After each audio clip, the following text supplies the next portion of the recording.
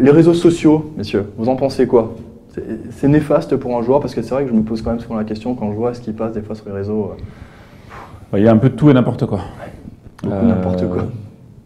Après, moi, je sais que quand je jouais, j'étais un peu un autiste. J'étais dans mon job tous les jours. Il pouvait arriver, on m'a parfois reproché aussi, mais puis il y avait c'était une autre période.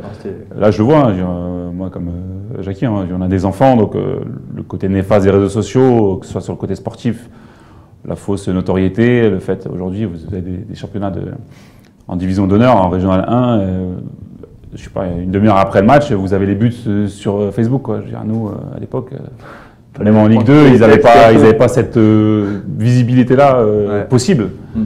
Parce que c'est la vraie visibilité, de la fausse. Le problème, c'est que voilà, c'est beaucoup de choses un peu fake, il n'y a pas grand-chose derrière. Et ça fait des carrières très courtes, plus courtes qu'avant, et ça manque de suivi, et on a l'impression d'être arrivé un peu plus vite. Après, c'est l'époque, il faut s'adapter. Tout le monde doit s'adapter, hein. Il n'y a pas de bonne époque, de mauvaise, il y a simplement l'époque dans laquelle on veut vivre, et les réseaux sociaux, les clubs doivent en tenir compte. On a vu l'équipe de France qui est clairement dans cette ère numérique, donc on était à l'intérieur de l'équipe de France, on était même dans les vestiaires, on est presque devenus des amis au président Macron. C'est vrai, on avait l'impression qu'il était très proche. Parce que sur Snap, on a été en direct dans le vestiaire après la finale, donc c'était magnifique. Donc il y a des bons côtés et des mauvais. Je pense que c'est au club de sensibiliser ces joueurs. Jackie, les réseaux sociaux, si aujourd'hui vous étiez joueur ou coach encore, enfin vous l'étiez avec les réseaux. Il y a un décalage quand Cédric jouait, alors le mien, le décalage, je ne vous dis pas. Hein, avec ça, moi ce que j'aimais pas, c'est par exemple quand on perd à Strasbourg, le vestiaire est vide, bien sûr, on se fait un peu la gueule, il n'y a personne. Quand on gagne, je veux dire, il y a des gens qui rentrent dans le vestiaire, des fois qu'on ne connaît pas, qui viennent et qui filment.